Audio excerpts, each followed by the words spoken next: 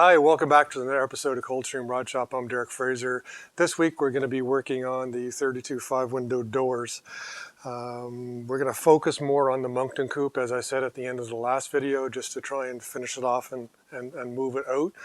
There's a little bit less to do on this than there is the New York Coupe, and also the timeline's now a little different for it. So what I'm going to do is take each of the doors off. This door has had an old pop rivet repair on the bottom of it, but as far as I can tell, everything above it is relatively sound. But nevertheless, what I'll do is I'll take the door off, I'll put it on the stand, and I'm going to grind away, well, buff away whatever all is here. This was not a door that actually came with the 5-window coupe, because this particular coupe was basically from this section back a 5-window coupe, and then from the cowl forward was a sedan, and then the owner got another set of doors, so we're putting a bunch of stuff together here. So I'll take this off, I'll clean away everything, we'll take a look and see how big the repair is going to be, and hopefully just basically make like a 6-inch repair patch across the bottom of this door. Worst case scenario, I'll make a whole new skin, and I'll step you through that process, but it's not looking like that in this particular case. The other side is pretty much the same way, so follow along as we make repairs to the 5-window coupe doors.